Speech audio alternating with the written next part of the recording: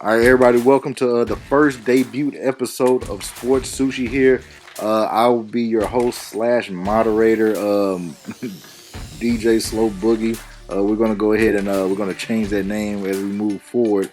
I'm here with my main man, Sterling, and Sports Plug Russ. Y'all want to say something real quick? Oh, yeah, I'll go ahead and say what's up. And as always, I think you know how we should start it off. We should go ahead and give our names, and let's start it off sports episode right, and sports sushi right, I should say, and start off with your name and your team. It's Sports Plug Russ, and I'm a Cowboys fan. Okay, well, don't hold that against him. I've known Russell for years. And I mean, I'm gonna say this: he's like one of the more decent Cowboy fans that I've been around. Sometimes he will go and you know go on the that those ranges of when they start getting annoying when they start winning. But he always comes back to reality. Come around December, it's like clockwork. So that's my man Russ. I've been knowing him for for a few years actually. It's been almost what 10 years, bro. Yeah, yes, it's like Yeah, almost oh 2 years. six. Yeah. So we're getting up there in age, man. And we got my man Sterling in here. You want to go ahead and say what's up, Sterling? What's up, man? This is Sterling over here. I'm a Bills fan, right? And Mavericks. I know Russ is a Mavericks fan, just like I Oh yeah, am. you know what I'm saying. I love to hear it. I love to hear it. Yeah, so always representing, man. When it comes to fan bases that are always in turmoil, I think Bills and Cowboys kind of link up a little bit. I still think the Cowboys live in a state of delusion, but we accept all. So I'm happy to be a part of the show, man, and can't wait to see what we got moving forward. All right. Ignorance is bliss. Well, I'm gonna go ahead. I'm gonna say my name is Boogie, and my favorite teams are speaking of turmoil is the New Orleans Saints, and I kind of dipped my toe in with the Houston Texans since I'm been living in Texas for the past 20 some odd years. Basketball is Houston Rockets. We suck, but we're fun to watch at the moment. So uh, baseball, I mean, come on, man. If you ain't cheating, you ain't trying. Houston Astros all day. God. All right, let's just jump off the topics, man, because we don't need to talk about cheaters right now. Okay, look, man. All right, so we're going to start off with we're going to start off with the Boston not the Boston the Brooklyn and Philadelphia game. If you've been watching the actual the kind of the news coverage of Ben Simmons returning back to Philadelphia, it's you ain't really been getting that warm of a welcome, man. He's probably been called everything except a child of God since Except his that they return. called him a turkey. They Yeah, called him a turkey.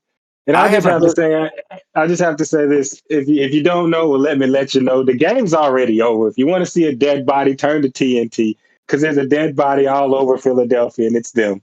Yeah, Ben Simmons brought his big brother KD in there, and oh my good God, Yeah, KD Lord in brought the big heaven. guns. They unloaded on James Harden and company with both barrels. I kind of feel bad, but I don't. I kind of don't, man. I really don't. Um, James, James got a lot of bad karma mounting up, man. I just don't. As a Rockets fan, I can't respect how he left. I'm still holding on to I can that. respect that. It's a lot of hurt there. He came to us in a fat suit, and then he I can't respect how he left us. And he kind of did the same with Brooklyn.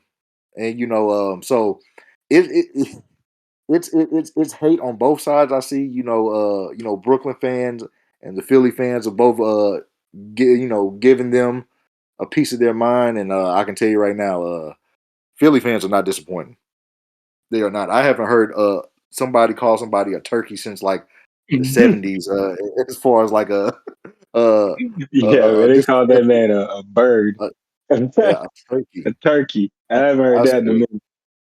But all in all, what's going on the court, man? Like my man Russ said, is definitely a massacre.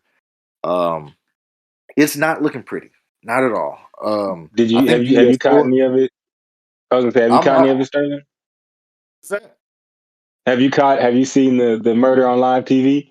Oh yeah, man. I mean, look, man. Seth Curry is hooping. That boy got 15 points right Facts. now, right? And so they were going to come in this game fired up. I mean, like when your boy KD doesn't even want you on his on the All Star team, I mean, they coming for you, bro. And they've been dogging Ben Simmons all freaking morning long. I mean, honestly, if you want to go back to last season, when he that playoff blunder, they've been getting on him for quite some time, man. So he like you said, Russ, big brother's in town. He's like, hey, how when you were a kid, right? And somebody's talking smack and you got to go fight, and then you get beat up, and then you go run home crying to get your big brother. That's exactly what Ben That's Simmons what just Ben did right Simmons now. did. That's exactly what His he big did, brother man. just so happens to be Debo of scoring in the NBA.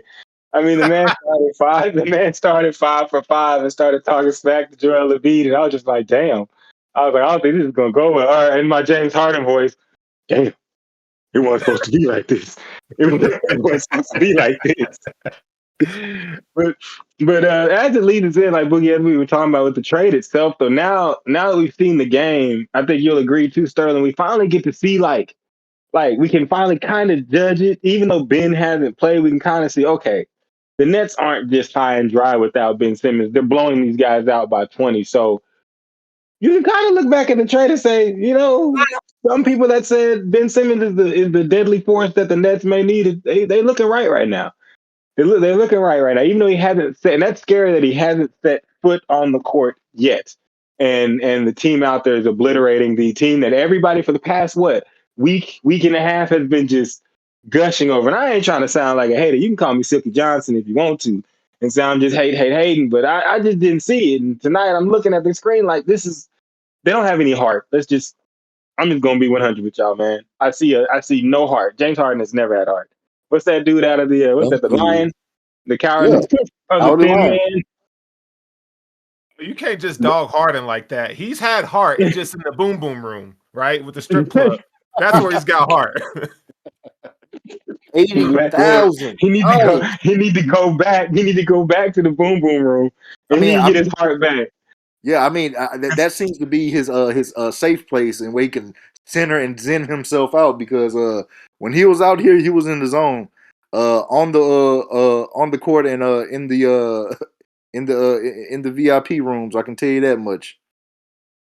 James Harden, man, is he has that Dennis Rodman DNA aspect where I think if he parties in a good city, he performs well. That's just a theory that I That's have. that's horrible for your number one player. Yeah, Dennis Rodman played with Scottie Pippen and Michael Jordan. yeah, no, You but I'm can't have saying, him as your number one. Hey dog, I can't hoop tonight. Why? Strip club not popping out here, man. I bro, can't do it. what did he do the whole offseason, Russ? What did he do? We What did know he Motorboat. what he do? did. We Yeah, know what he did. he went on tour with Lil Baby. All right, he went out there. What else he went? He was like in Paris or something. Got caught in Paris doing some stuff. So I mean, come on, James. Like my man Russ said, James missing his heart, dog. So, and I Tin mean, we man. seen it. We We we seen we it. not James no more. He is the man. Until I see something different. Ginobili snatched it. We all know that's the worst play. To me, that's the worst play probably for a superstar to have. Oh, besides your team coming back from a 3-1 series and in game 6, they sit your ass on the bench because you ain't got no heart and you going 2 for 13. I mean, it's just the writing's on the wall. Right on the wall, man. I It's mean, kind of I'm like not sure. no, it's I'm kind of sorry, go ahead. like you talk about James Harden, man. It's like how many times can everybody be wrong? You know what I'm saying? Like it's like Antonio Brown. Like how many opportunities and how many teams do you have to be on before you, the player, can look at yourself in the mirror and be like, if I'm gonna win a title, if I want a shot at a title, man, I gotta do different. And it's like he doesn't. It seems like he doesn't take his body seriously in terms of eating, weight management, and so forth. I mean, he's one of the best, offensive juggernauts to ever play the game, in my opinion. I mean, but at some point, man, like he's like Russ, and we're going to talk about him later in the show. Like, Ugh. when are you going to take the next step, right? Not to bring the mood down, but we are going to talk about Russ Westbrook. I gotta agree, man. I gotta agree. James Head, in his heart has always been questionable. We've been saying that in Houston out here. Um, and Mamba has spoken. He said you won't win the championship playing like that. So, um, James, man, is just like I can't sit here and say honestly that I'm not watching this with the biggest grin on my face. I'm really relishing his struggles I, right about I, now. I I have agreed to, but I have to be fair. You know what I'm saying? I mean, I don't have to be fair, but I'm going to be fair. Like, there's two players named on this question, and the other one, the thing is, you can't be sitting on the bench like this with other Yeah, people doing your dirty work. Like, when you play, you better drop 40. You better have 30. And if you don't, you better have more assists, rebounds, block steals. You better look like all of the defensive player of the year that you look like. Well, he finished second, but you look like a couple years ago because like this is honestly, even though I like Ben Simmons, this is pitiful. Like I couldn't sit me personally. I couldn't sit on the bench, bad back and all. I got to get like Draymond Green. I got to get into the tip at least. I got to break a sweat something so they just know I'm alive. But yeah, both of them got a lot to prove, man. This is some sad shit. I'm not gonna lie to y'all. We talk about these two guys like they two like middle schoolers. well, It's not. well, all in all, I think that after this game, James will get back on track with him and his MVP candidate teammate Joel Embiid will kind of get back on, and I'm not sure how that's going to affect Embiid's run for the MVP, but I can tell you right now, I got a favorite, man, and and it might not be everyone's top one, but I got to go because Luka Doncic is saving me in Mm. fantasy football. I mean, fantasy football, fantasy basketball. So he is my guy. So as long as he keep hooping, I still have a shot at my fantasy basketball championship. So Luka is my guy in the MVP race. How do you guys feel? How that is shaping up right about now? You can go. You can get it, Stutter. So, I mean, if that's your number one, well, Luka's my favorite player in the league because I'm a Mavs fan. But living here in Denver, man, it's hard not to, overlook Nikola Jokic, man. The dude, I mean, he's without Jamal Murray, he's without Michael Porter Jr., and he's still putting up numbers. I mean, the guy has, just about 26 points a game. He's improved his shooting percentage from last year to 64% in terms of twos, and he's like 57% from three. And this is a 7-foot center. I mean, and 8 assists. I mean, like those numbers are not normal. So Nikola Jokic, man, is he's MVP on and off the court, man. To me, reigning MVP, Jokic is balling. I Russell? have to agree with that. Actually, Jokic is killing. I was just having a conversation with a friend of mine the other day, and I was just like, I think it's to the point now with Joker, and I'll give you mine, but I just have to talk about Joker to the point we have to say, do people actually realize like what's going on? Like we've spent a week and people have been in awe at the fact of Joel Embiid saying that this is the first time when I haven't been double teamed. Joker is playing without Jamal Murray and without Michael Porter Jr. and is still looking like a top three player in the league and is in the MVP race. Like it is what he's doing is insane. It makes no sense. I think that we need to really look at this because he's playing the best point guard for his team and the best center for his team. But if I had to give a pick right now, I'm be honest. I love Luca, but I gotta go with John Morant, man. The youth, how he's building that team up, everything. I really think we need to start. I think we need to pay more attention to what he's doing, and in terms of how he's taking a team from that far down and in this amount of time straight back up. Okay, we got a request to speak. We're going to bring in a shotgun.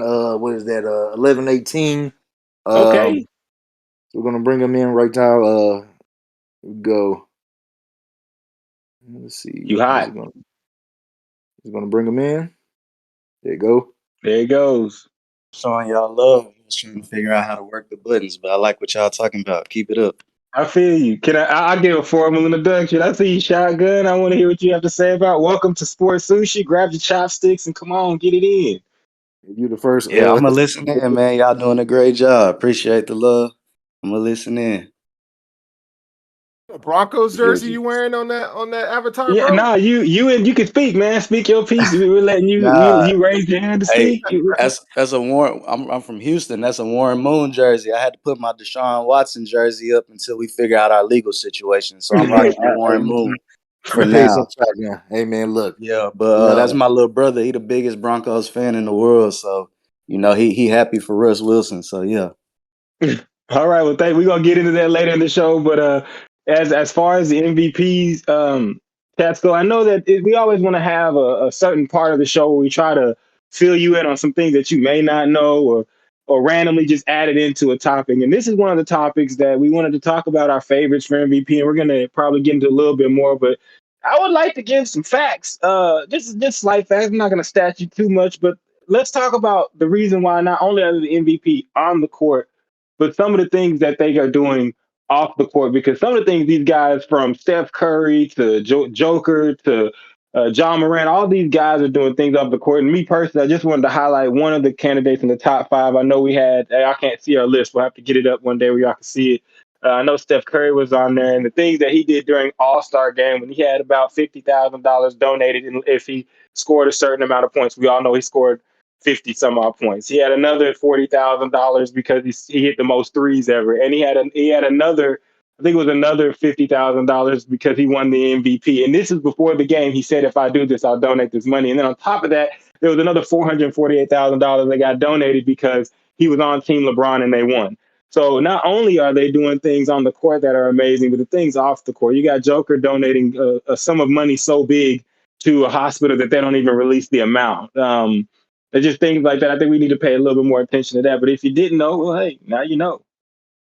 Yeah, knowing and is half just the to battle. oh, go ahead. And it's That's true. I mean, and you know what's really cool about what you guys are talking about, just the resolve that it takes for a player to be, one of the top 1% in their like respected sports. But like where these guys come from, I mean, Nikola Jokic, for instance, man, dude grew up in Serbia, right? And in 1999, I mean, they were bombed by NATO for Yeah. 11 weeks. I mean, this guy has seen people die in front of him, neighbors killing each other. I mean, he grew up in a war zone, and this is kind of the stuff that really, he doesn't really like to talk about, but he's a family man. I mean, my son plays for Billups Elite out here in Denver. And my son is shot hoops with Jokic. Man, he's a real nice dude. I've seen the dude at Whole Foods buying people's groceries. I mean, this dude is like, he is like the kindest big man you'll ever meet. So a lot of stuff gets put into what these guys do on the court, but off the court, man,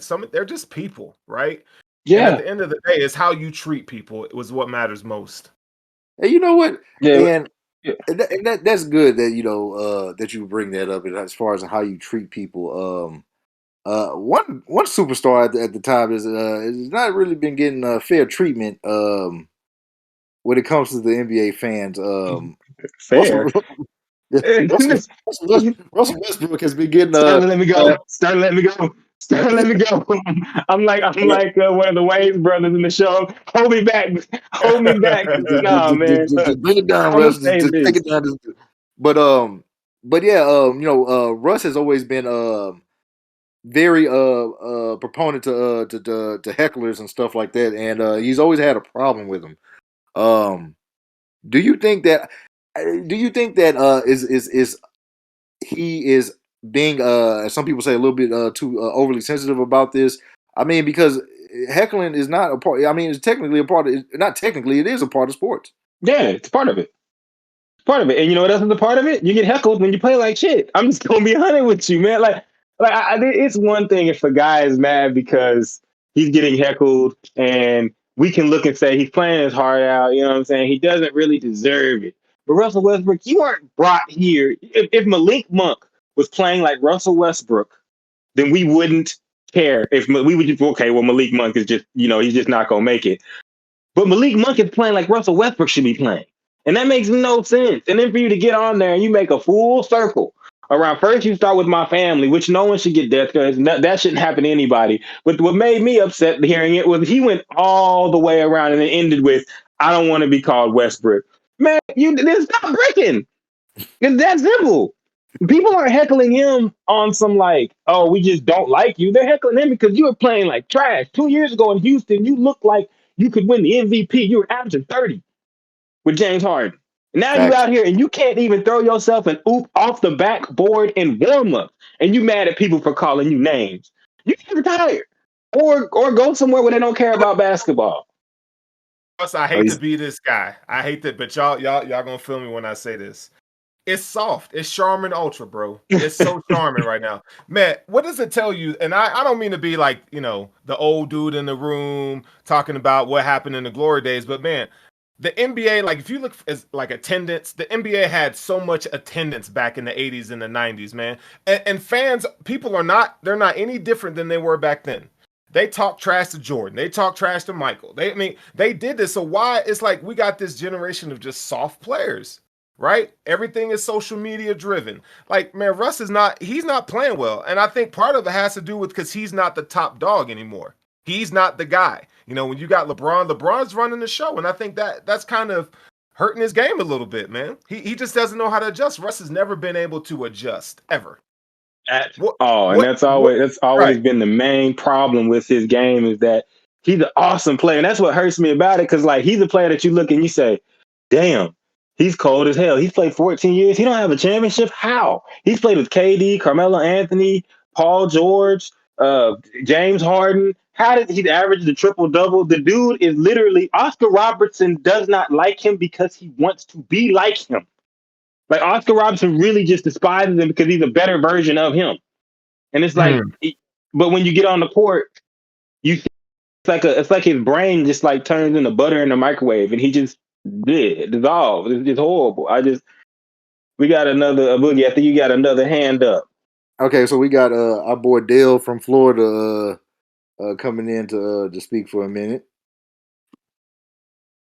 Good. All right, Hurricane, you muted. There you go. I'm here. What's up, y'all? Welcome to Sports Sushi. Grab your chopsticks. It's nice to have you. Yeah. So, Westbrook thing. Yeah. Yes and no. Yes and no.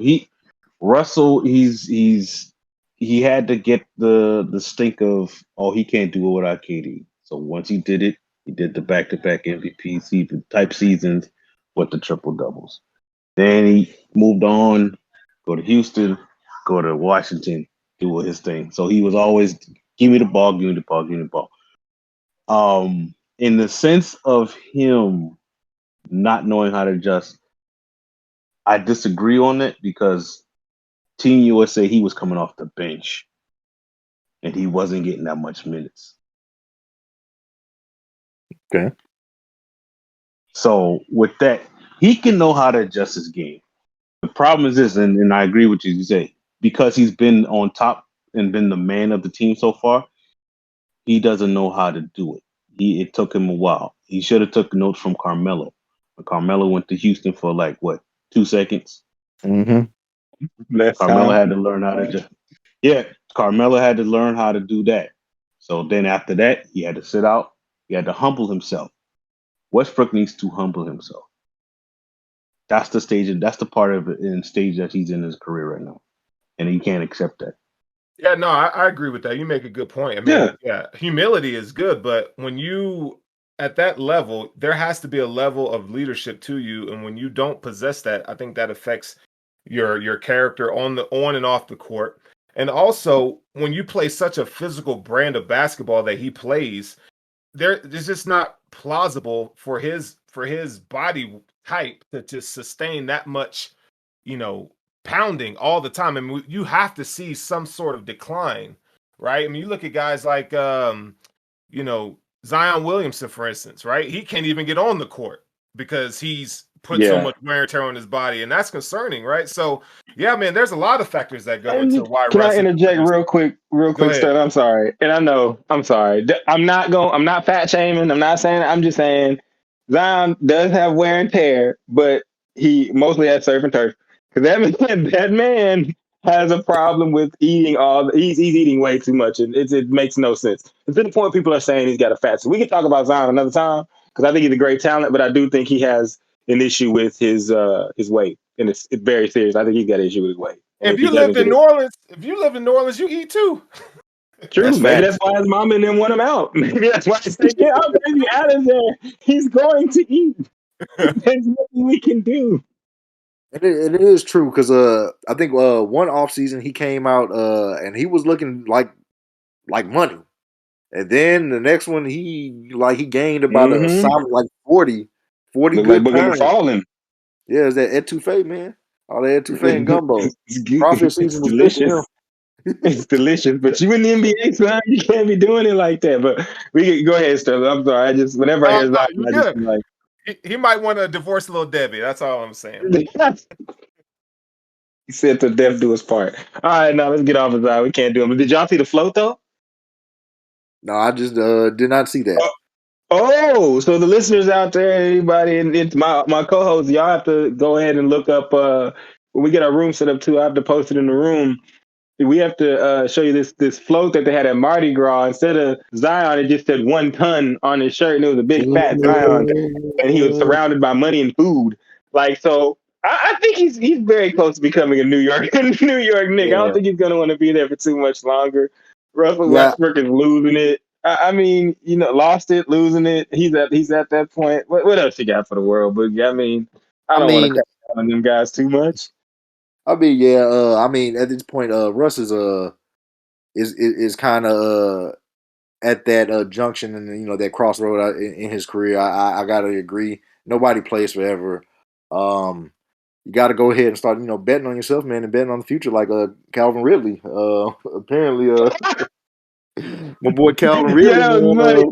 I'm sorry, but Boogie, you shot that segue from the half court line Yeah, and win it. Hey, I that was was gonna that say, was good. That was good, bro. That That was was good. good. appreciate it. Thank you, Oh, thank you, thank you, thank you, oh wait, thank I think we got another hand raised. I'm on it. you. All right, I just bring shotgun back in here. All right. What's happening, shotgun? You got to unmute Yeah, yourself. I There you got a go. question for y'all. How much do y'all think? How much blame do you think Russell Westbrook is being overblamed for the Lakers' failures this season? And also, I read a great article on ESPN talking about the contracts of how we judge these players. Do you think we judge him more harshly than we should because he's making $47 million? So next year, when he on the last year of his contract and he playing for vets minimum, and he giving a team 20 off the bench, you think we'll look at him different because of his contract? That was That's a good a question. great statement and question. So first, let me make sure we had the question was does Russell Westbrook get too much of the blame for his contract? And what was the other one, you guys?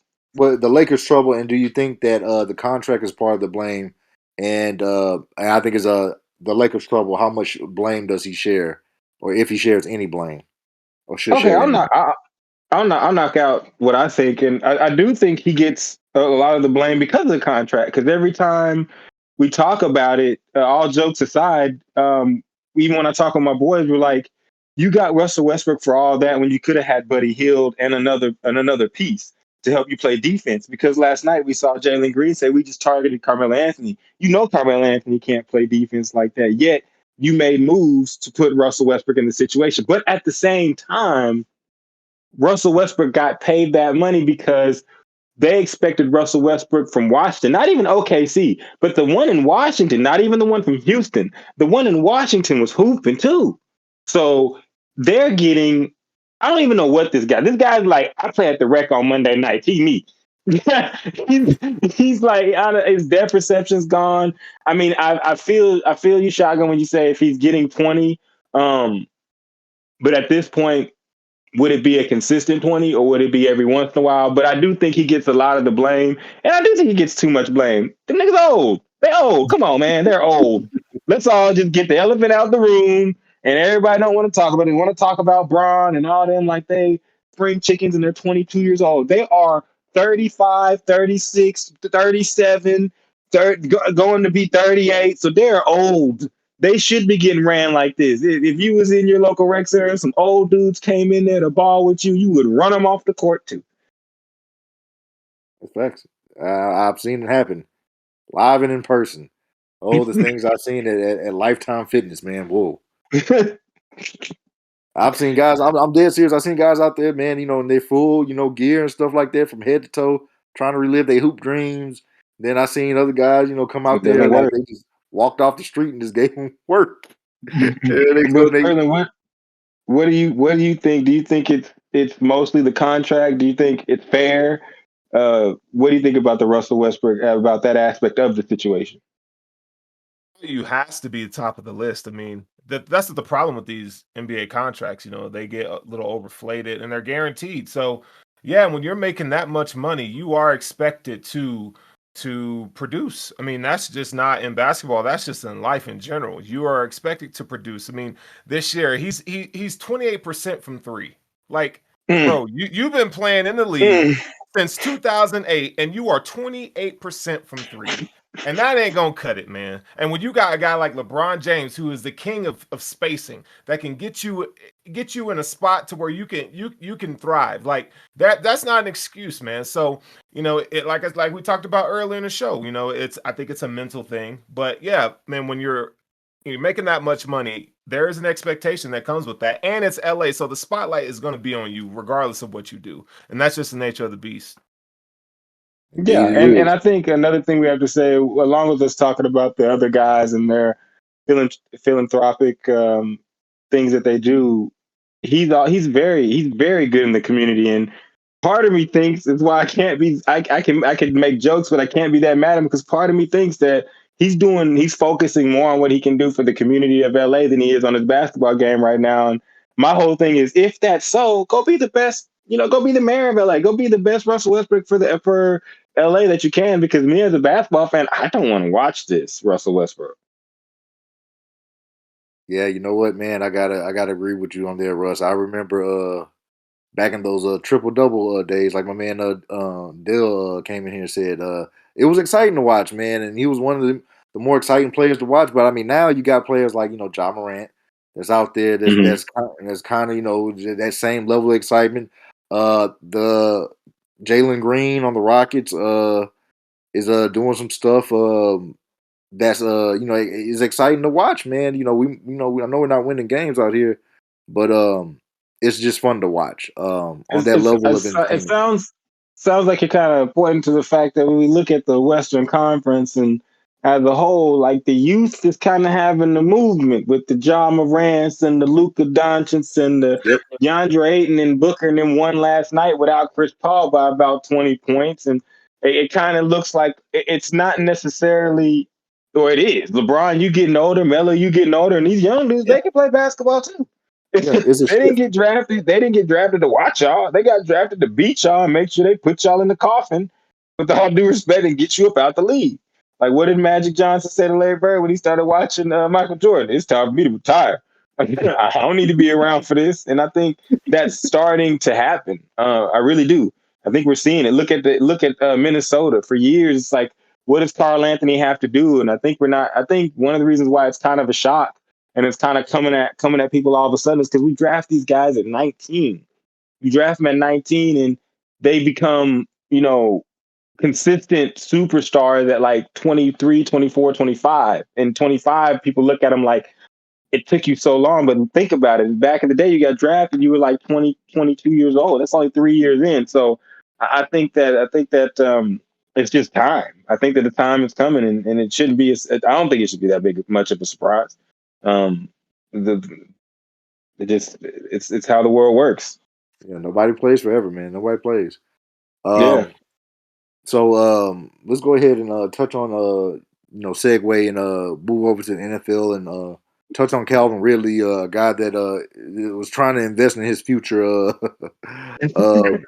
with Sterling, I keep hearing Arthur Blank's voice.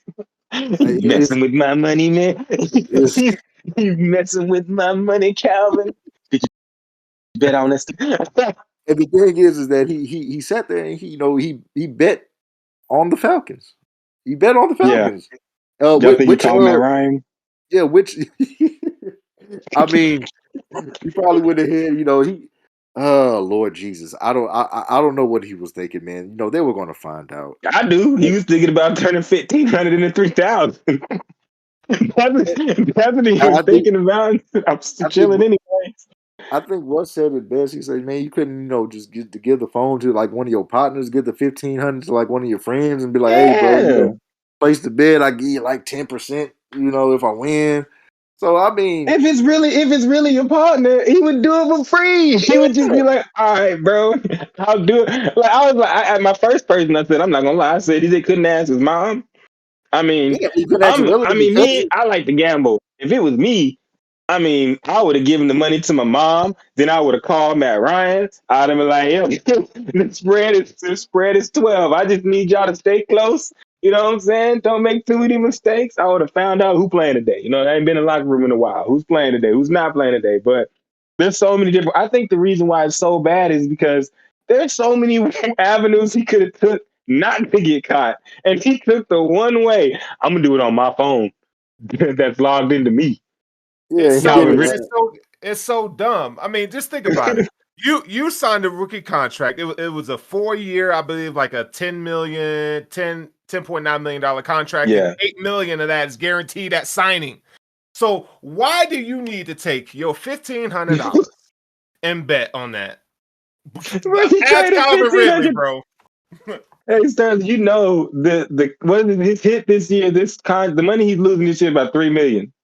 $1,500 cost you $3 million, man. That is possibly one of the worst decisions. Henry Ruggs made it, but I'm not gonna get into that. That's probably one of the worst decisions that I've seen in the past season. The decision is so bad that I'm not mad. Even though he doesn't deserve a season, I'm not mad at it because I can see them in the office like that was stupid, man. You gonna get It was, everybody else caught that's betting on these yeah. games. And you know what? Um, a season is. I think that was too harsh. I mean, like other people have touched on the subject. You have other guys that are just getting hit up with domestic charges, and they're only getting suspended for like 4, 6 games, things like that. But for gambling, a year, I think that's too long. I think like Yeah, you know, and I understand that the league, whenever they were the hesitancy, when they were trying to get the Vegas Raiders mhm. established, the one thing that was holding them up was that the concerns about sports, betting, and I guess corruption and and all this other hoopla and bullshit. But um, I think that's why the message that they're trying to send, they don't want to have the game, quote unquote, to be dirtied through gambling and stuff like that. And I Yeah, think that's why they hit him with the year, because he did gamble on his own team. Like if he would have gambled on like the Giants and Cowboys, I don't think that it would have been looked at the way it is being looked at now. Um, true. but I do feel that um, they went too far with this one. Now we're going to bring in Dale again for a question. Yeah, Dale, what's up, Dale? was good, No, okay. So the Calvin Ridley thing. At the end of the day, the shield protects the shield, right? and part of that is you messing with their pocket. That's what they money. You messing with their pocket. Now you tapping in that. What people keep circling around is that the NFL, the reason why everything is they really slamming on Ridley. Yes, because Paul Horner and all past players have done this, that's been ousted out the league in the past. The part of it is because now you got FanDuel, all these sports betting sites now. The NFL got their hand in that too. Because the NFL Facts. got a little cut from that stuff too. Because it's the NFL is like, we got a bag from this. We're gonna take a percentage of this for the owners, and this other percentage is going into the salary cap. Because remember, salary cap's going up Yep. 26 million per team. And partly because FanDuel, all these other sports bookie and stuff. So they in bed with the bookies now. So now Oh with this yeah. Calvin Ridley thing, that's why they're trying to slam down harder and make him an example. Because you tap into my money now.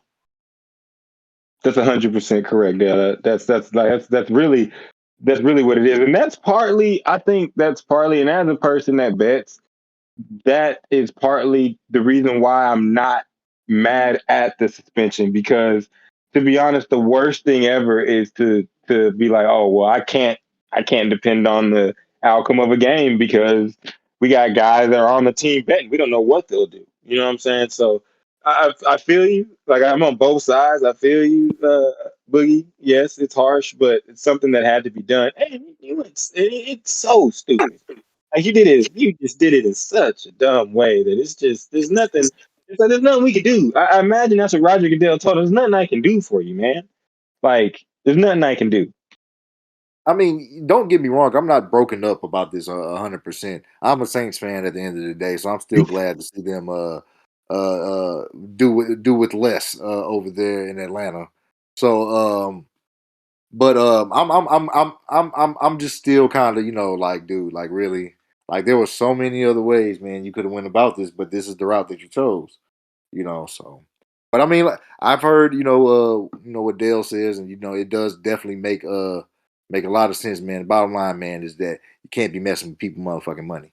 Oh, Keep I your hand think on the that's goddamn. 100% the reason. I think that's Yeah, 100% yeah, the reason why he's getting punished the way he is. right. 100%. Like we joke about it, but nah, Jay Joseph really is like, nah, he ain't gonna fuck this up.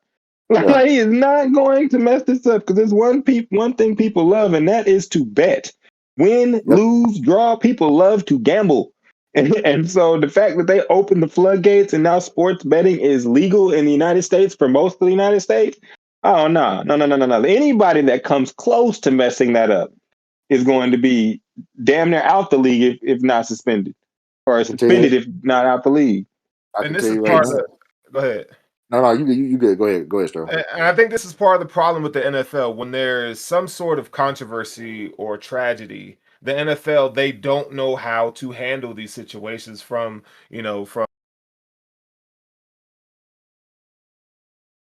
Roger. We could go back in NFL history and look at the scandals, Spygate, Deflategate, or whatever gate you want to look at. I mean, Bounty it's like Gates. Ray Rice. I mean, the NFL, when it comes to discipline, they get it wrong every single time. And it's like, I understand making an example out of Calvin Ridley. And what Calvin Ridley did was dumb and inexcusable. But at some point, I would love to see the NFL get the disciplinary actions right.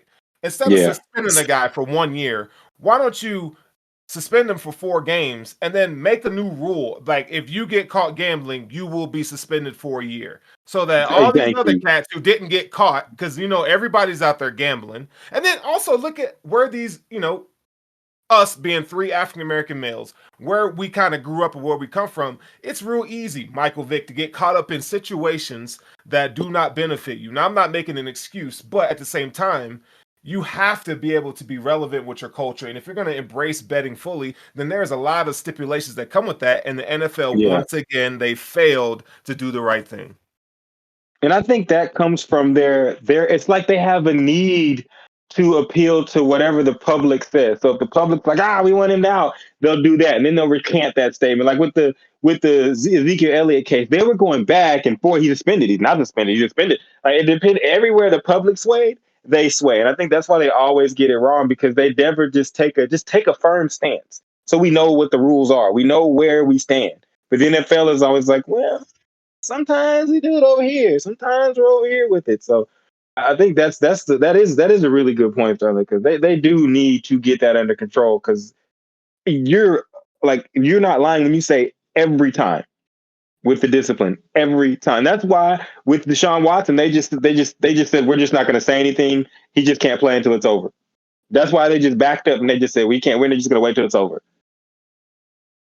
Yeah. Right. As, What you as, should as have learned with Deshaun Watson, you should have learned with Ben Roethlisberger. Right? True. When some of Facts. these owners are doing the same stuff. And so, man, it's hard to, as much as I love the NFL and love the Shield, man, the Shield's got to do better, bro. They got to do better by They these do. players, and it needs to improve. And then that's when you talk about the owners, yeah, I think, and that's another thing. Like at some point, the owners got to look at themselves and say, "Hey, man, we got to start policing ourselves." Because like owners go, what's the owner for the? I almost called him the wrong name. The owner for the Commanders, Daniel Snyder. Like I'm a Cowboys fan. Why is the guy getting a key card to the women's locker room? Why? At what point in the hiring process, here's the key to your office, here's the key to the door, oh, here's the key to the cheerleaders' locker room. Why? That Big shouldn't Perv even energy. that shouldn't even be a part of it. Like, what is that? And so I think the NFL needs to look at the owners and say, man, I gotta kind of like start policing y'all executive office, kind of like what happened in the NBA when the Mavericks got caught and they had Right. to go clean house and clean it up. But it's all for the betterment of the league. The Lakers had, I mean, not the Lakers, but the Clippers had to get rid of their owner when he was being racist and all that. So I think that that's something that needs to happen. Sterling, when you brought that up, I'm like, damn right. But it's also something that I think when people say you're asking the creators of the league and the people that make the league, it's their league. It's like if got together with 30 other guys and said we're all going to get teams, and one of them started acting crazy, and we were like, we just don't feel like punishing them. Like, we're wrong, but that's what they're doing. They're just like, he's one of us. He's in this club. You can do what he wants. You can go to that massage parlor if you want, bro. Like Mr. Kraft. Yeah. So I'll Hey, but say this. James Harden has a key to the he got a key card. Oh, he definitely got a key card to about 7 strip clubs out here. And I can tell you one thing. I can tell you one thing. I know who ain't gonna have a key card in the city of Seattle. And he about to hit it big in the big snowy. My man Russell Wilson is on the no, we move. gotta call him. We gotta call him by his name. That's Mister Dangerous. Mister Unlimited. Oh, that's so cringe. Don't ever do that again. Don't ever do that Mister again. Unlimited. Man, Hey, it is cringe, but he it's one of those things that's it's like a dad joke. It's so cringe that I'm a Yeah, rock it with it. You know what is. I'm saying? It's so cringe that I gotta rock with it. And man. then he came in that year. That was his contract year, wasn't it? He came in Mr. Unlimited. Yeah. Yes, But And and hey, he balled out. Book, before you hold on, I don't mean to like interrupt, but Book, hey, I gotta bring this up because before Sierra, my man was rocking pleated khakis with some Nike Monarchs, bro. Now this dude, cat is Sierra to turn this dude out. This boy what? over here Hey, trying to fight Future. Sierra done gave this boy a wardrobe. He over here doing the gritty, all stupid and stuff. I mean, like, man, hey, I'm telling you, Sterling, dog. Get you a you heard woman the that'll do lyrics. for you what Sierra gonna do for you because that boy, he fresh now. Yeah, Yeah, you heard the lyrics. Level up, level up, level. yeah, She got him some. She said, "I can mold him." What was that? The $6 million man from back in the day. She said, "I can build him. I can he, mold him." Now in Denver, he gonna be high. I'm not gonna get into that, bro. But Russell Wilson getting traded is possibly the best news I heard so far because I was so sick and tired of the Aaron Rodgers and. I guess I'll let you jump it off because I don't get too far into. But I had something to say about what's being said about Russell Westbrook, Russell Wilson, or I could get into it. so let me just go ahead with the Russell Wilson thing. I mean, Denver won. I mean, I'm looking. If you look at it, Denver won. I mean, okay, so let's really I look did at it. the Larry David one time for. Yes, yes. I had to set that. I'm looking at it again, and I'm like, okay, 2 firsts, 2 seconds, a fifth, and 3 players with the potential that which puts Seattle back in the quarterback. I guess you could say quarterback Mm-hmm. market. Um, they got a lot, and I don't know. So I'm gonna have to walk it back because I am not 100% sure that he's going to be the same Russell, Mr. Unlimited Wilson, that he was. He has a lot of weapons in Denver, and the one thing I'm going to say is this: is that the AFC West response uh, was was very interesting. We'll work our way to that in a bit. It shows you how cold he was. It shows you how cold he was. He switched divisions, and they know we got to get place. Yes, And no, but go ahead. the reason why I did is not because I don't think anybody lost this trade. As a good friend of mine always says, two things can be right at the same time. So Mhm. people can break even. I think the trade helped Denver get exactly what they needed in a quarterback in the fashion that they like to get when they don't like to or they can't draft a quarterback. been in like 11 years, so they've had time. So the fact that they can't do that or won't, they're able to get the quarterback in the fashion that they want. And as far as Seattle's concerned, I haven't heard anybody say this, but they have completely erased how they jacked up that Jamal Adams trade and traded their picks for a blitzing safety. I mean, he can't even cover, but he's basically Roy Williams. I hope he does better next year, but he's basically Roy Williams, which really isn't worth a lot in the days NFL. And you gave up draft picks to get him. They got those picks back, and it's not like Seattle is unable to pick talent. They just weren't picking the talent Russell Wilson wanted. So I think both teams won, but I do think the moves that you saw made in the 49ers pulling out an ad in the newspaper saying like it's finally over. I don't get how I hear some people saying that he's average or he's not great. He's just good. The man's only behind Aaron Rodgers for total QBR. And I think he's only behind Tom Brady for like touchdowns.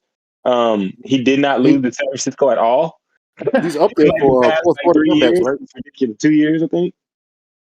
Year and a half. Yeah, 6 he's up games? there. He's up there for fourth quarter comebacks and stuff like that. So he's decorated, man. I just don't like his sense of fashion at pre Sierra. I think Sierra was probably the best thing that ever happened to Russell Wilson. Bad news for that locker room. Obviously, Future is going to be off of the playlist.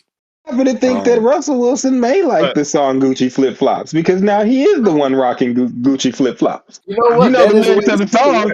If you know the lyrics of the song, I think Russell Wilson probably jams that like, yeah, I did just do that in some Gucci Flip Flops. Yes, I did. I did. And I'm going to take the son out for ice cream later. I know what the Chargers playing though. The Chargers playing Stick Talk when they come out. Yes. Yeah. Oh man. Oh man. Hey, but here's a good point about the Seahawks. So, and when it comes to like draft and development, you know, like we saw them build their dynasty, getting Russell Wilson in the third round. You know, you took a flyer and you got a guy like Richard Sherman, Cam Chancellor. These are mid to late round picks. The reason why the Seahawks are in this position, and we cannot forget that it's important that you hit on your first round picks. Since they didn't even have a first round pick in 2013 through 2015. Then they took a flyer at number 31 of Jermaine Ifedi, who turned out to not do anything. They didn't have a pick in 2017. 2018, I believe they got Rashad Penny. The next year they got LJ Collier and then Jordan Brooks, who's okay. It's like you have to be able to hit on these premium picks, and they didn't. And then you go around and then you want to go and get a Jamal Adams for what reason? I do not know. But it's good that they, like you mentioned, Russ, they did, you know, kind of reset a little bit and got a good haul for Russell Wilson. But really, did you have to give up your franchise quarterback? Because Russell Wilson was not the problem. It was their front office for mishandling the NFL draft. And it's going to bite you in the ass at some point. I think, and this is something that y'all will find out, and everybody listening will find out as the longer we listen, is I have a firm belief that if a player does not want to play for you, he can go. It doesn't matter how good he is.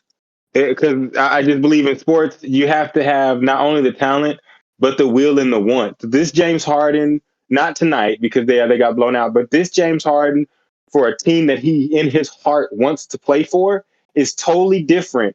They're both good. He was great in Brooklyn. But when you see somebody that wants to play for a certain team and wants to get out there, that matters. And if a player doesn't want to play for you, then I'm good. We're not going to say it publicly because I need to get as much for you as I need to get, but you can go. And I think that's something that the NFL and a lot of sports are just reluctant to do because of quote unquote talent. I think that the Seahawks did the right thing. Like, I know they messed up and botched everything else, but if you were to tell me, Russell, you're going to jack up everything and you're going to be stuck with a quarterback, a receiver, and a blitzing safety. He's got talent to be the best safety in the league. Now he's just a blitzer, but I'm going to get you 6 picks. You can give up that quarterback and you get 6 picks and you can start over.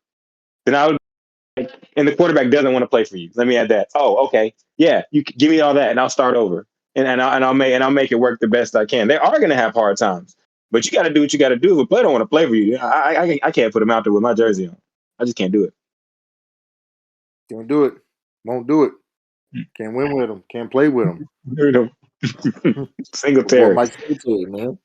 Mike Singletary. Now on the opposite end of the spectrum, on these trade talks, my main man, my big boy, the bigger ginger, Carson Wentz on the Boo. move from Indianapolis to the Washington Commanders. I hate that name.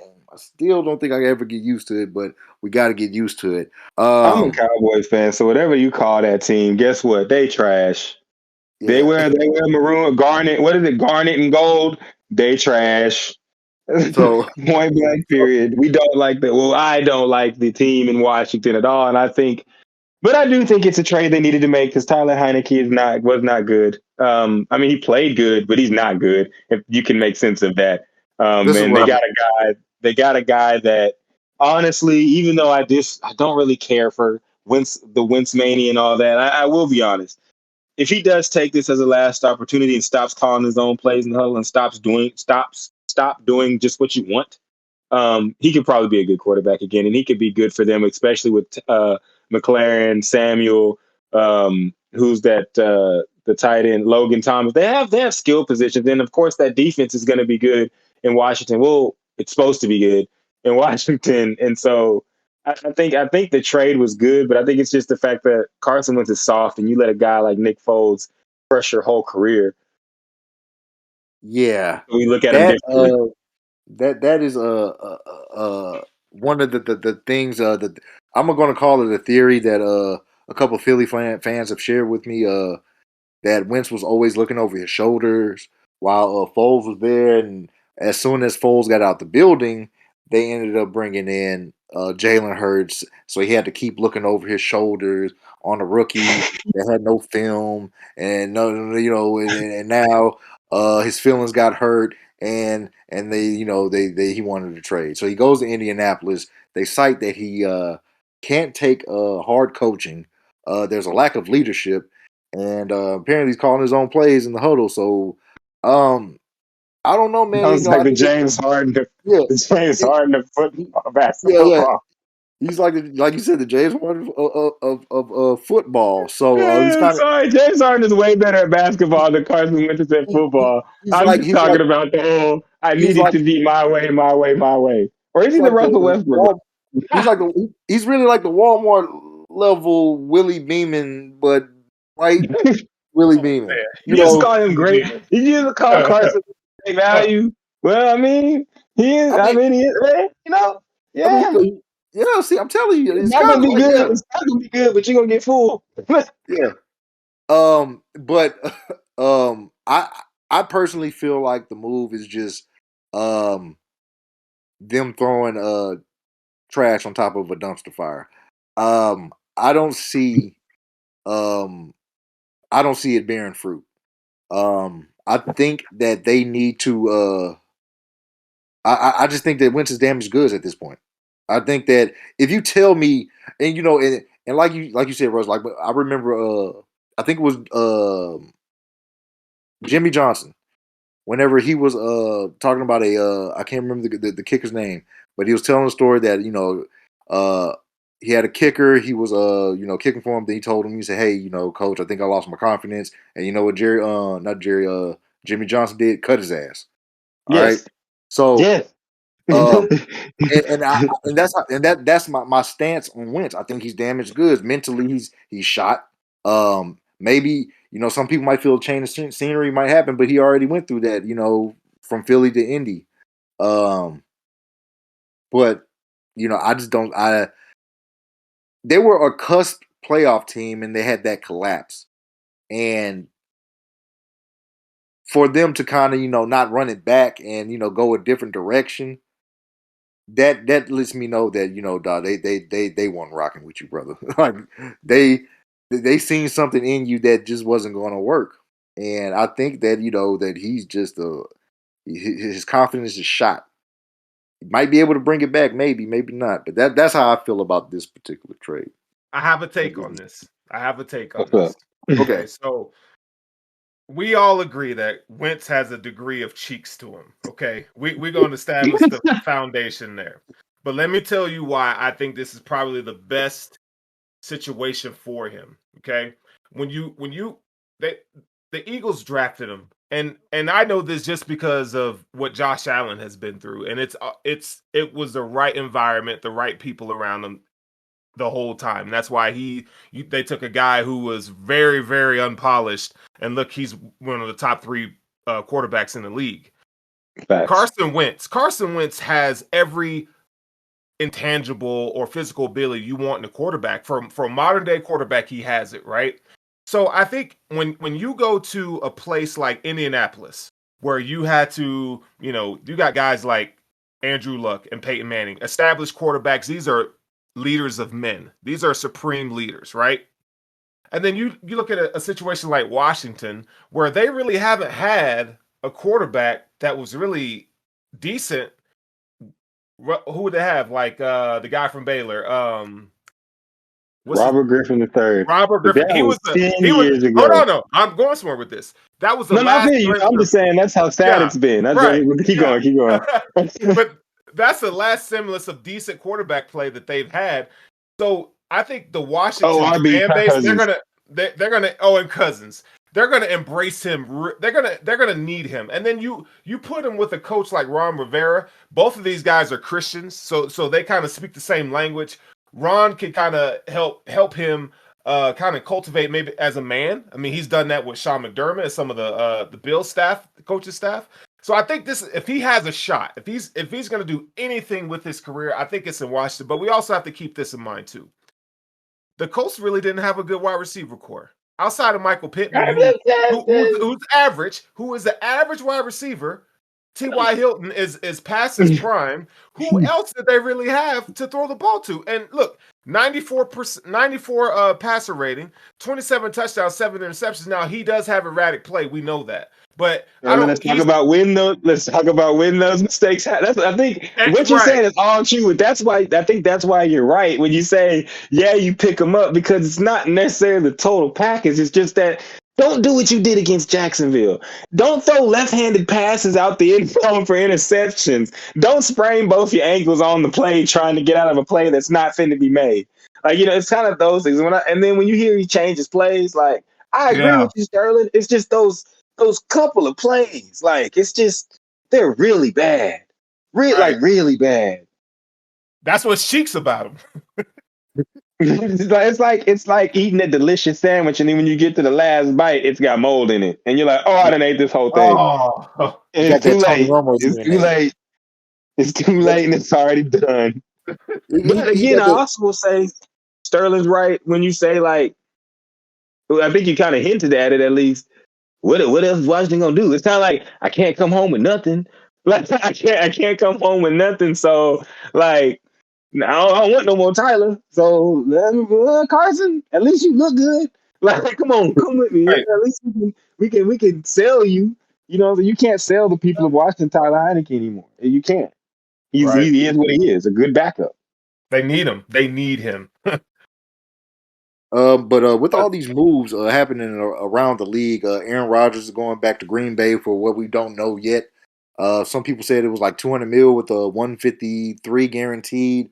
He said that was inaccurate, so I guess that they haven't reached or they haven't disclosed the dollar amount. But it does definitely change. They better sign Devontae Adams. Sorry, they better sign Devontae Adams. It does change the free agent and draft setup moving into the offseason. We have the Commanders. I was about to call them the Redskins or the Washington football team.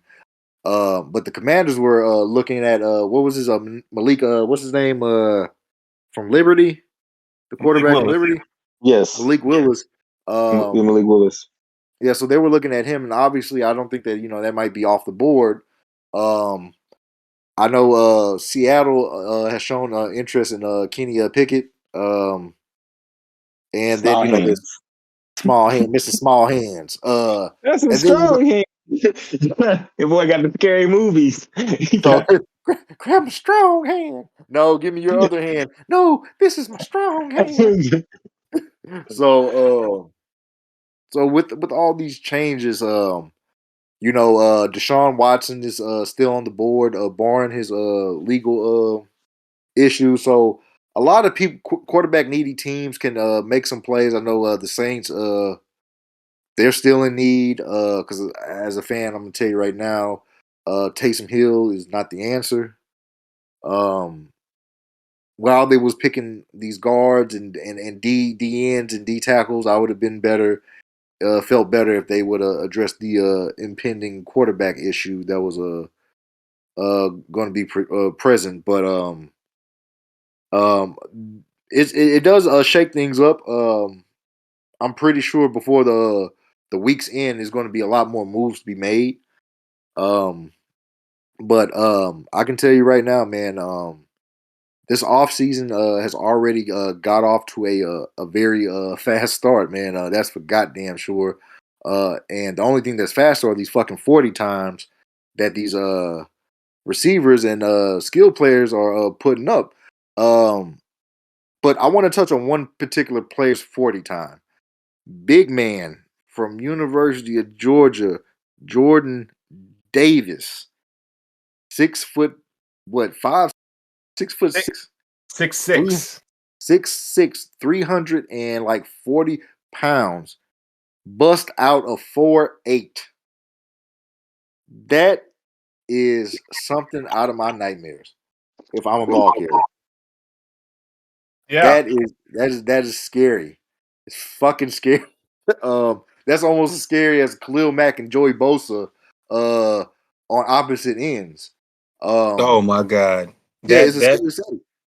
if that don't tell you how good Russell Wilson is, then he gets traded to the team within the division and they go out and get Khalil Mack. That's the response, man, that you needed to have. But I can tell you one thing that can help Russ some. I mean, Russ got speed on the outside out there, man. He's got a team built to win. Yeah, he He's got got a team built to win. he got speed out there. But that AFC, man, they looking tough, man. I don't know what you're going to do, Raiders. You're sitting there with David Carr. Car with the used car, baby. You're sitting there with old Carr, and it ain't really much. That's about it. That's Yeah, about much. it. Old Car and Waller and Carr. And then you got Josh Jacobs. I mean, he do what he do. He does, but he's not a game breaker necessarily. Yeah, he ain't gonna make you a savior. He's just gonna kind of, he gonna cruise and stay in the middle. He gonna be consistent if anything. But I Uh, love consistency. yeah, I'm the consistent guy in consistency, the room. consistency Give me keep yeah, consistency before you give me highs and lows, because consistency I freaking keep the hate bills highs and paid. lows. Yeah, you gonna stay with the job being consistent. But in that division, consistency ain't gonna get you nowhere. Uh, you going against Pat Mahomes. You got little Justin Herb, little J Herb out there in Jay L.A. Herbo. Yeah, You Jay done given him Herbo, a name. Jay Herbo. and then you got Russ done landed in Mile High. So Don't forget uh, though, they just re-signed Mike Williams and the Chargers. It's hit us today, and it hit us like a wave. And I think give us about 24 hours, and we're gonna realize, holy crap, the Chargers are going to be monstrous next year.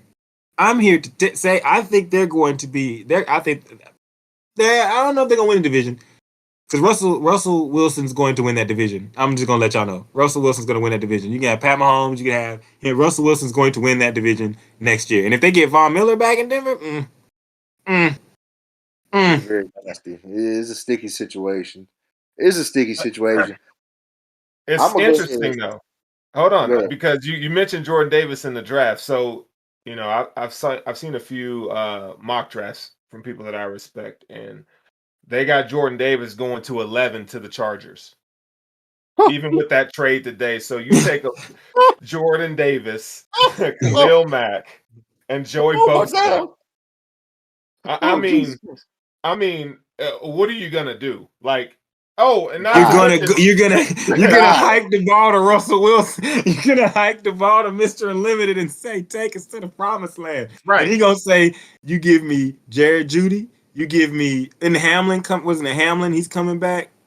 Yeah, KJ Hamler, KJ Hamlin, Patrick. Was it Tim, Patrick? Tim Patrick, Tim Cortland Sutton. Patrick. No, and they're Cortland loaded. Sutton. They're loaded. But just think of the Oh, Chargers. and Williams. We're forgetting Williams, the running back. The Right, AFC West Javonte. is crazy. It's But here- crazy.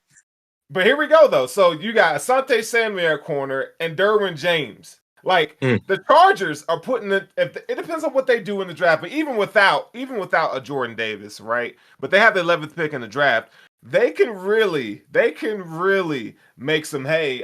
And Jay Urbo he's a dog. So And I'm not gonna lie, the team that quote unquote owns the division that we're not talking about, as a Cowboy fan, I keep up. If we release Amari Cooper, he's probably gonna be a Chief.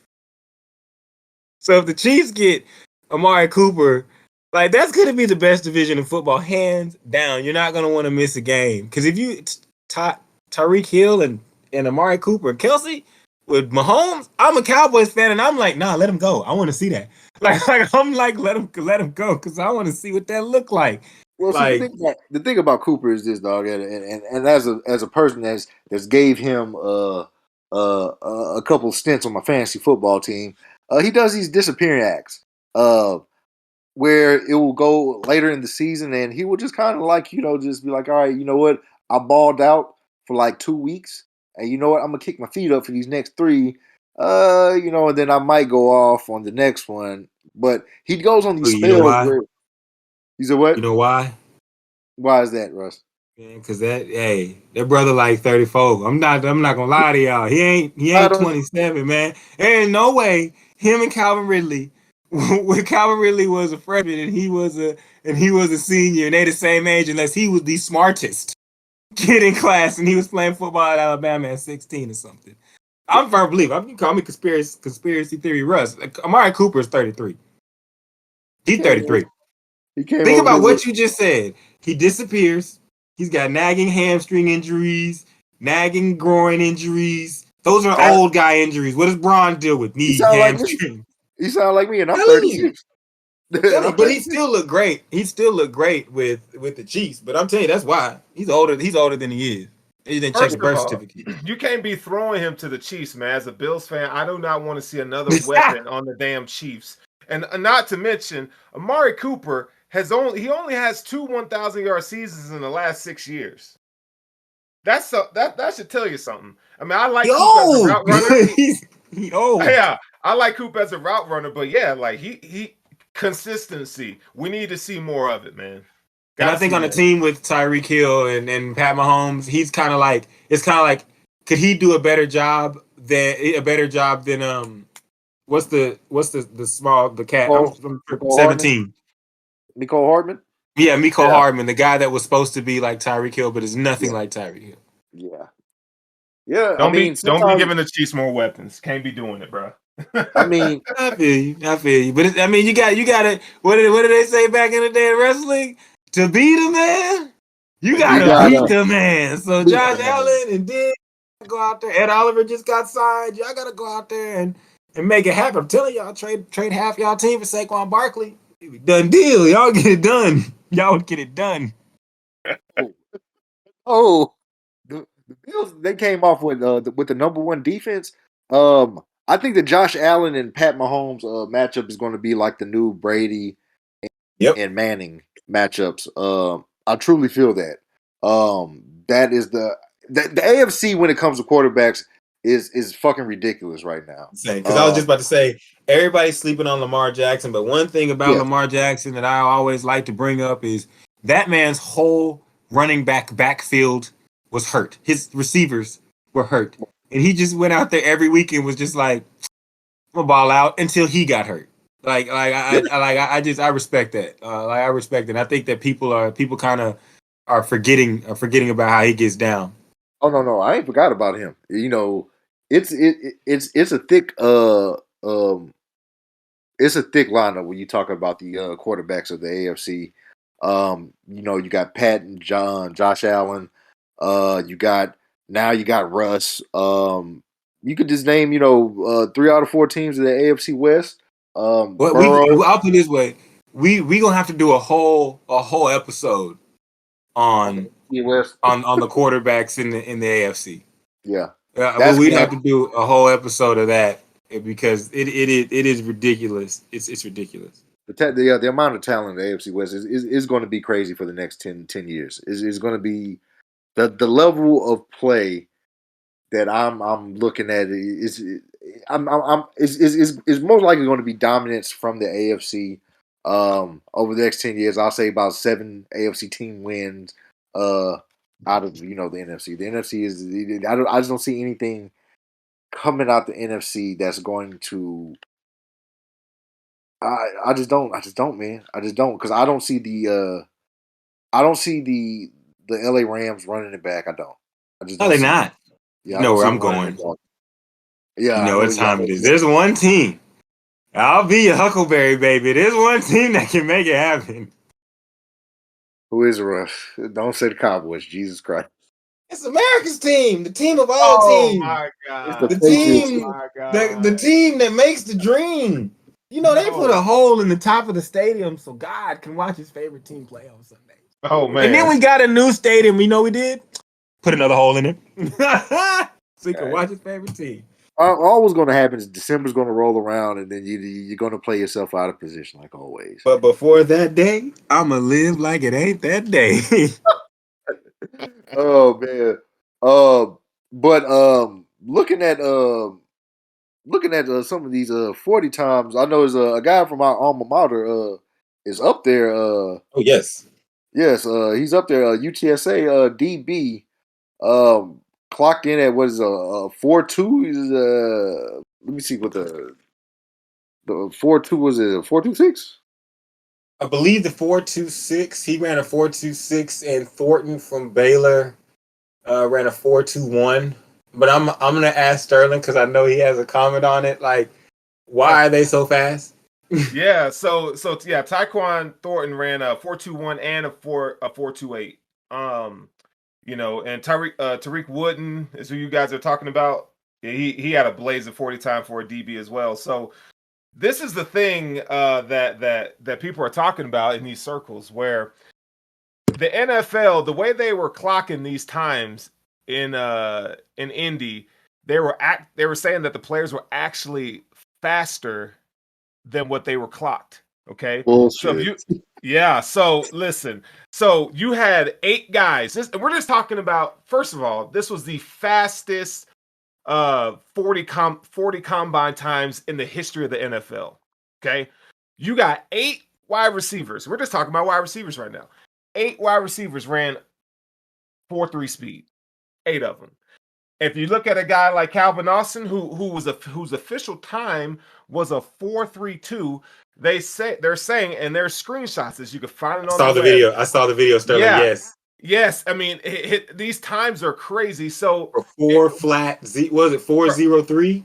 Yeah, I mean, we haven't seen that kind of speed, and the crazy thing about this is it's not like it's one of those John Ross. Okay, I'm gonna run a quick 40 time, but like Tyquan Thornton, Velus Jones, Calvin Austin, Bo Melton, Christian Watson, and then you got both Ohio State guys, and we're just talking about receivers. They actually have this play speed on tape. So and on top of that, I think y'all were talking about him a little bit. The defensive lineman from Georgia that ran a 4.8. Yeah, Jordan Davis, big it was Jordan actually Davis. a 4.7. You got a defensive end ran a 4.5. I mean, it's yeah.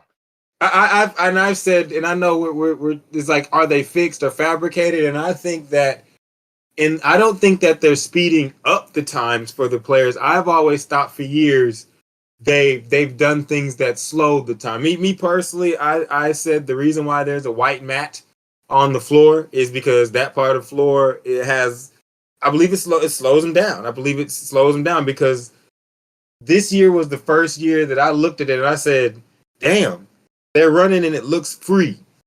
But it's all a conspiracy theory. But to watch that video of that kid that crossed the line and it said 4.03, and I said, now, I mean, we could, people can make, fake tape and stuff like that, but that's insane. That's 4.03 for the 40. And then when you watch his highlights, you're like, oh my God, he really is. He looks that fast on tape. Like you said, they look that fast on tape. Like Thornton, I'm a Big 12 fan. I'm an Oklahoma fan.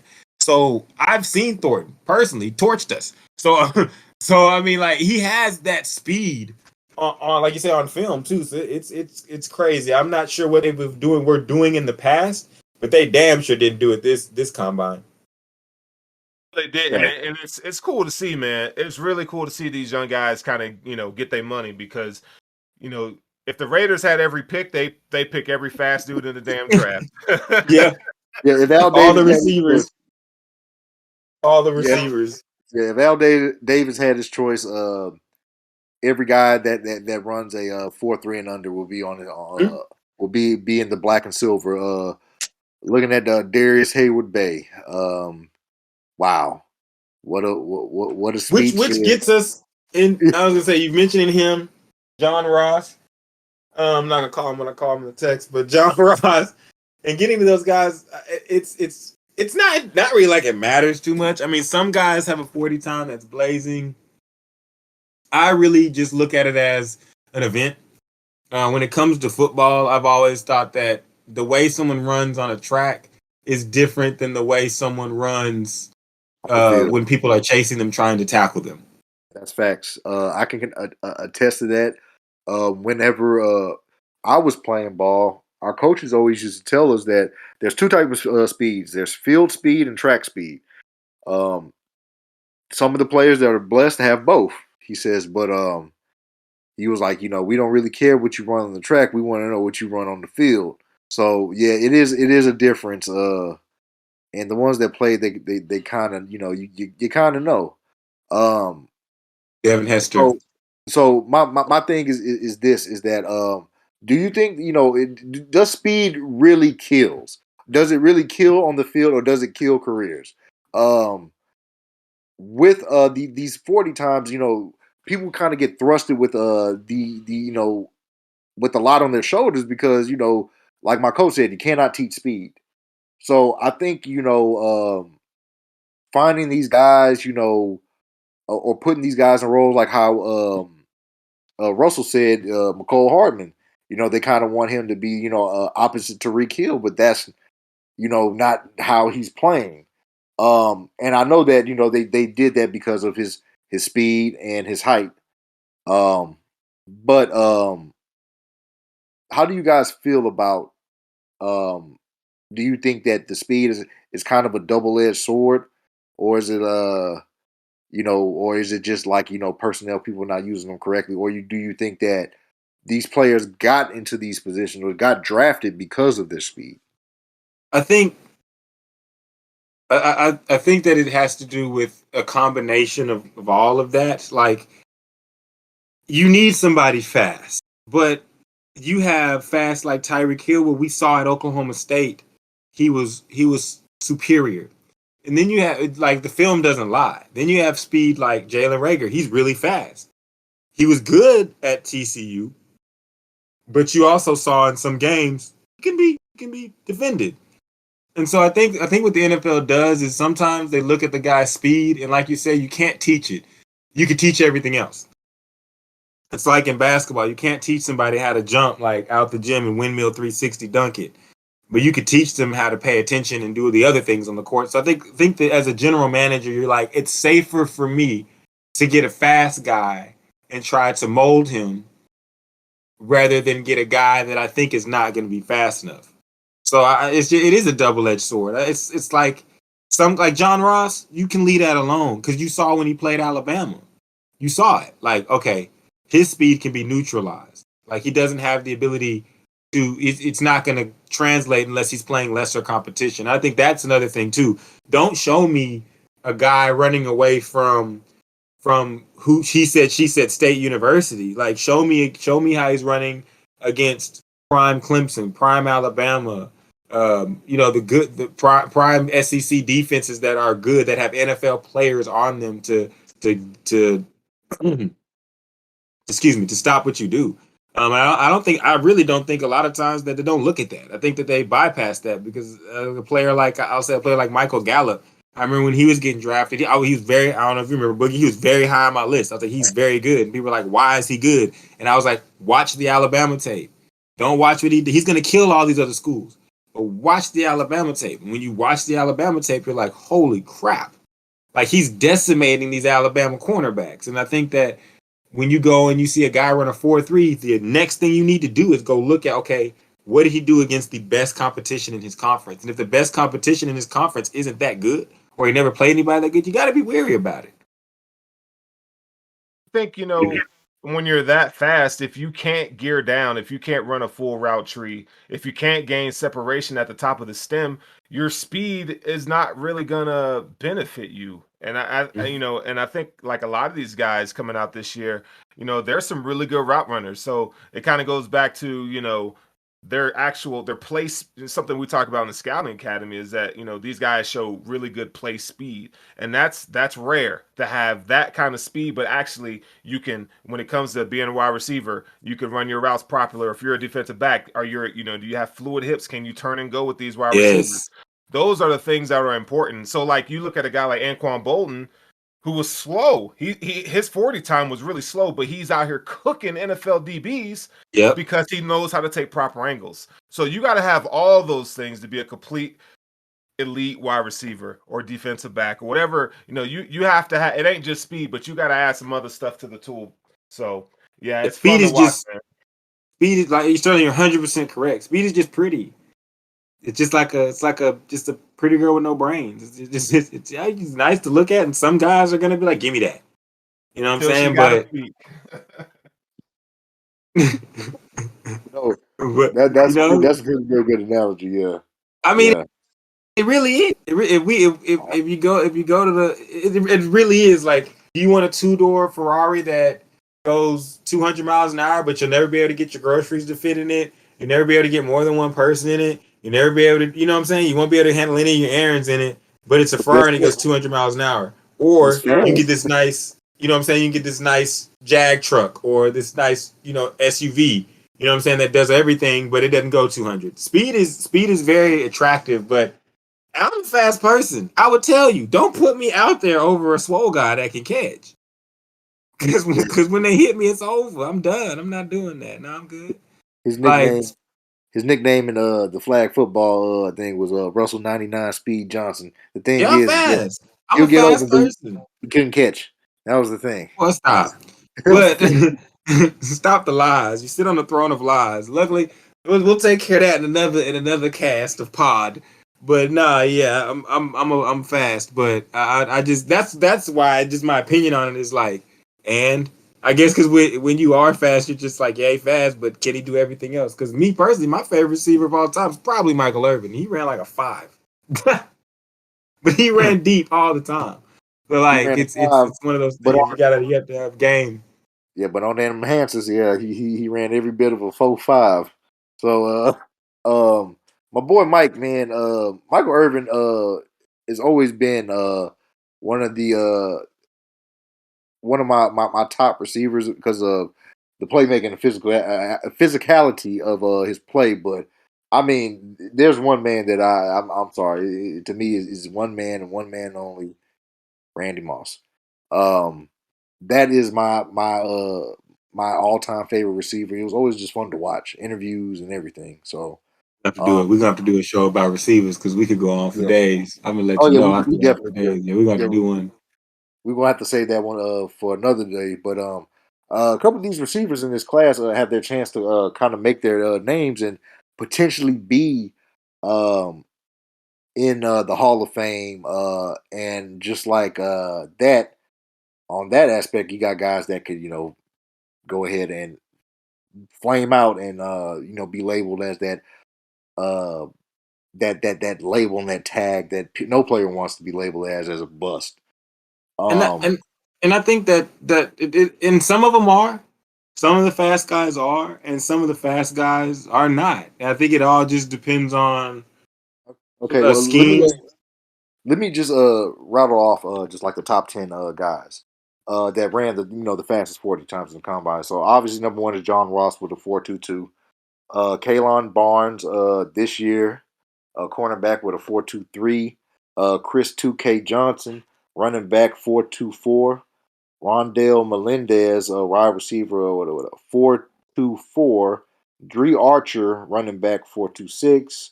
Tariq Woolen, the guy we just mentioned from UTSA, cornerback of 4.26. Jerome Mathis, receiver, same thing, 4.26. And Marquise Goodwin from UT, wide receiver, Rowlett, Texas. 4.27. Yes. Rowlett, Uh, Texas. and you got Like, Stanford Route, cornerback. He's actually on 610 Sports with a 4.27. And then number 10 is Henry Ruggs the third with a 4.27. And we all know his status right now. So out of all these names, I can tell you right now, one of them is probably I count one. it's two. So I'm gonna give Goodwin. I got to give the nod to Goodwin, man. You know, because he's still been in the league, man. He's still been able He's to. in the league, but if we're talking about like, and he's from where I'm from. It's fast, Sterling. He's from where I'm from. We went to the same high school I went to. He's fast, but when we talk about like where these guys got drafted and what expected of, well, not necessarily where they got drafted, but the speed they ran and what is expected with the speed that they run. The only one that I really would say like I picked that got picked and was like, that's what you want from all your speed 2K. is Chris 2K Johnson. That's right. And because Marquise Goodwin's good, Yeah, but right. it's one of those things like if you when you drafted him, you thought he was probably going to be like the next Steve Smith or like a Tyreek Hill. You envision that with the type of speed, and he's not just a track guy. He's got football game speed. He's good. I was just when I read that list, everybody on that list, I'm like, all of them got drafted because of their speed. All of them are still in the league because of their speed, but only one of them was a guy that made you say like he could be the best player on the team, and that team could win some games. You got to put some respect on Champ Bailey's name too, because he ran a 4.28. You know, so he's gonna be a Hall of Famer. So, oh yeah, was he on the list? No, he was outside the top 10. Yeah, okay, the last okay. guy was a 4.27. Okay, because I was like, no, Champ was cold. Champ was cold, but cold. from the list that he gave us, I'm just like those It was top just the top 10 10. for Yeah, it was that being the 10. top 10 though, Sterling. That's like Yeah. damn, like the percentage Right. is like it's really what it's at 1 out of 10. Yeah. So 2 out of 10 if you're generous. If we're generous, Yeah. 2 out of 10, 20%. So let's say 1.5. Let's go ahead and split the difference 1.5. Just call it that. Say 1.5. So what? 15%. Yeah, 15%, man. It's crazy. So I mean, He does kill. he does steal careers, man. So I think that I do think that a lot of these guys like Chris Olave or how you Olave. pronounce his name? Olave. Olave. I think he's going to be I think he's going to be on ball. And to me, man, I'm kind of torn when it comes to my UTSA prospects. I'm a little harsh on them. I'm more of a wait and see guy because whenever the Saints traded for Marcus Davenport, I didn't even call him by his name. I just called him 2 first-round picks. Only thing that they kept saying was that they were hoping that he turns out into DeMarcus Ware, and I said no, no, no, no, no. But when GMs do that, I don't even listen to it. Like when they try to feed you that, I automatically am like, no, I'm not just gonna automatically just give you someone that cold.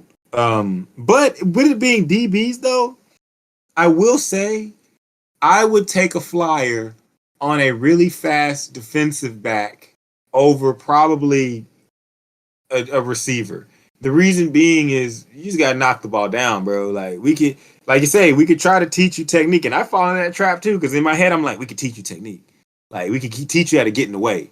Like with a receiver, like I think y'all will agree. Like a lot goes concentration, holding on to the ball, like running routes. Like we see all the time. A lot of guys can't run routes. They were just fast, and you get in that. People find that out in the NBA, in the NFL pretty fast. Like, oh shit, I can't run away from everybody here, and now I'm getting caught. Tell you one thing, man. Or can't catch. What I would pay to have just a quarter of that speed right now. Um, but that's going to be our show for today. Appreciate you guys that tuned in. We will be broadcasting every day 6 p.m. Pacific time. And then you can do the math to figure out the rest. It's kind of late. I don't feel like doing it. You can go ahead, find us here. We'll have our social media, everything established come next week. You can go on Twitter or Instagram and find us at our respective socials. I'll give mine out right here. It'll be DJ Slow Boogie. I will have one for Sports Sushi set up in come next week. Any questions or anything like that, you can DM us, and we would work it into the show. So, Russ, Sterling. Thanks for listening. I really appreciate you, Dale. Thanks, Chris, for tuning in. Shotgun left a little while ago, but I also thank him. And like I said, we're going to be here. We're going to be here for you, giving you the sports sushi talk that you need. Earl, thank you, too. And you can find me on your social media platforms. I'm on Twitter as SportsPlug3 Russ, and I am on Instagram as SportsPlug.Russ, as my name up there in the corner says. Follow us. Grab a link, tell some friends, because as you can see, this is not only just a podcast, but it's a discussion, and we want y'all to be involved. So really appreciate you, Dale, because that's what we're looking for, involvement, and hopefully everybody can get what they need out of the program. It's an awesome day. You guys put that so eloquently, but you can find me on Twitter at Furrow Sterling. This has been fun, man. I can't wait to do some more shows. I mean, I think we got something brewing here. It's going to be dope. So make sure you guys tune in next week. All right, man. Yep. Appreciate you guys for tuning in. See you next week, man. Peace. Love and take care. Put chopsticks on the tray because we do wash them and reuse. Holla. Appreciate it.